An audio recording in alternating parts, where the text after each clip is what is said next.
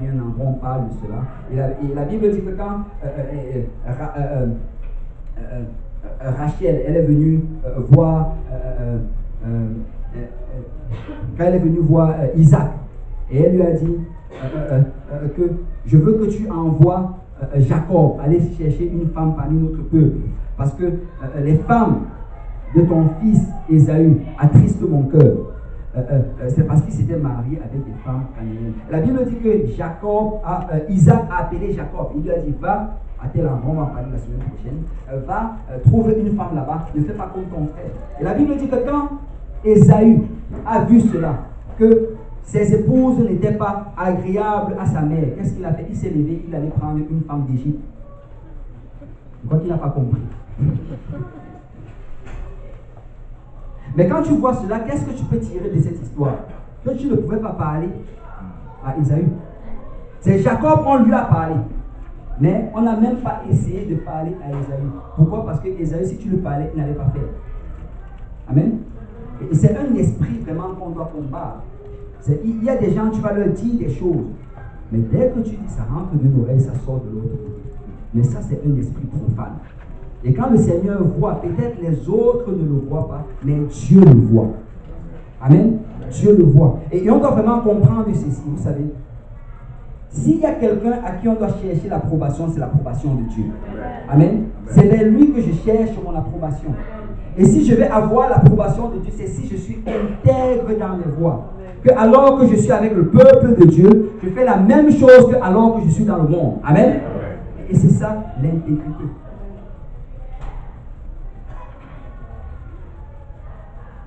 Il y a un thème sur lequel on ne prêche pas beaucoup.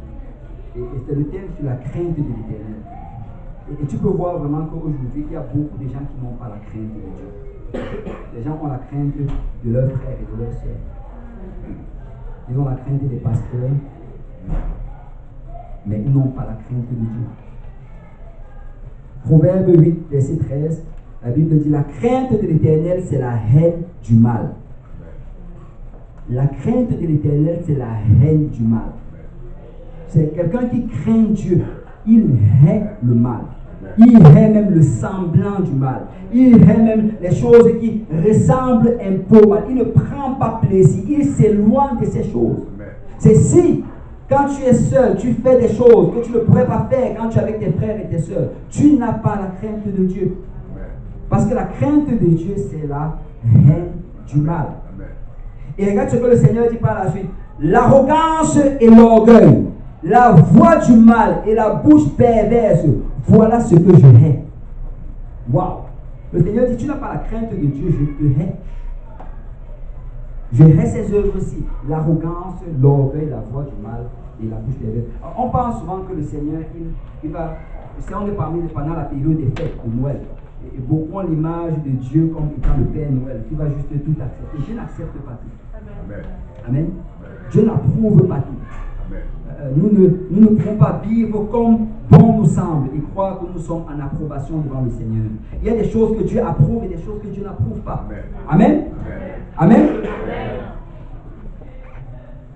Alléluia, gloire à Dieu. Mais vous savez, je vais dire à quelqu'un aujourd'hui, peut-être que Ésaü était acclamé du monde, mais il n'était pas acclamé de Dieu. Mais nous cherchons l'acclamation de Dieu. Amen. C'est Psaume 37, verset 16 dit, mieux vaut, je ne sais pas si vous avez déjà vu les mieux vaut dans votre vie, mais il y a une grande série de mieux vaut. Mieux vaut le peu du juste que l'abondance de beaucoup de méchants. Psaume 119, 72. Mieux vaut pour moi la loi de ta bouche que 1000 objets d'or et d'argent. Proverbe 12, 9. Mieux vaut être d'une condition humble et avoir un serviteur que de faire le glorieux et de manquer de pain. Proverbe 15, 16. Mieux vaut peu avec la crainte de l'Éternel qu'un grand trésor avec le trouble. Proverbe 16, 8. Mieux vaut peu avec la justice que de grands revenus avec l'injustice. Proverbe 17, 1. Mieux vaut un morceau de pain sec avec la paix qu'une maison pleine de viande avec des querelles. Proverbe 19, 11. Mieux vaut le pauvre qui marche dans son intégrité que l'homme qui a des lèvres perverses et qui est un insensé. Proverbe 19, 22. Ce qui fait le charme d'un homme, c'est sa bonté. Et mieux vaut un pauvre qu'un menteur. Proverbe 28, 6. Mieux vaut le pauvre qui marche dans son intégrité que celui qui a des voies tortueuses et qui est riche. Ça, c'est juste quelques mieux vaut. Fais peut-être un voyage dans ta vie pour les mieux vaut. Et Jésus aussi ajouté son mieux vaut. Matthieu, chapitre 18, verset 8. Si ta main ou ton pied est pour toi une occasion de chute, coupe-les et jette-les loin de toi. Mieux vaut pour toi entrer dans la vie boiteux ou manchot que d'avoir 2 pieds et 2 mains et d'être jeté dans le feu éternel.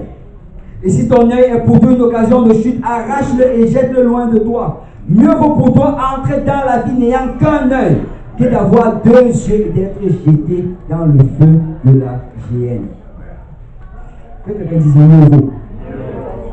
Je préfère servir le Seigneur. Vous savez, Lazare, j'avais entendu un prédicateur prêcher sur Lazare, et il disait, vous connaissez Lazare, celui qui était assis devant la porte du riche. Il a dit que Lazare avait un complexe d'infériorité, comme un esprit de pauvreté. C'est parce qu'il était assis à la porte, lui qui est un enfant de Dieu. Au lieu de demander la provision de Dieu, il espérait plutôt sur les miettes qui tombent de la table du maître.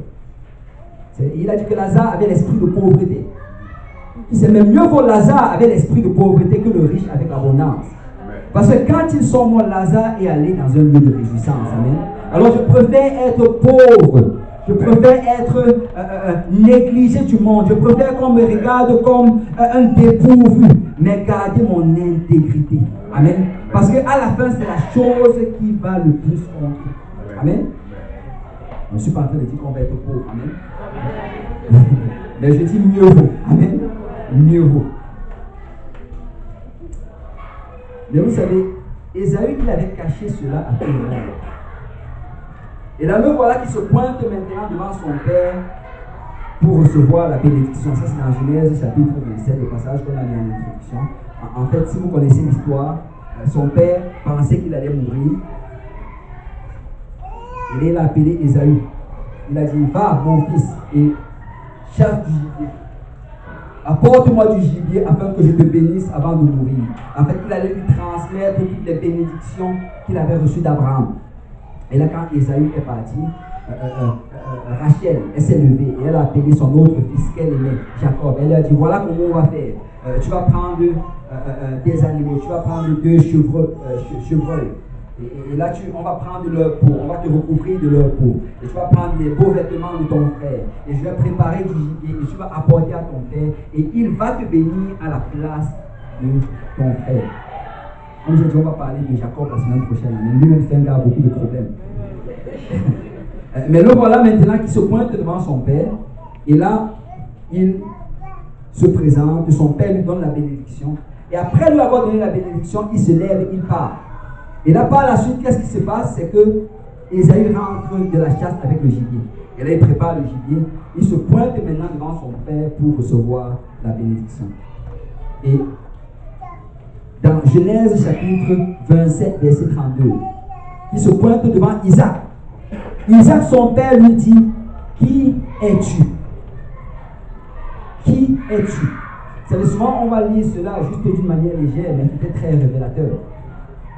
Parce que Isaac se tournait réellement vers son fils, comme Dieu se tourne vers ses enfants. Et il te demande, qui es-tu? Tu sais, tu viens pour demander une promesse. Et tu viens pour demander une bénédiction.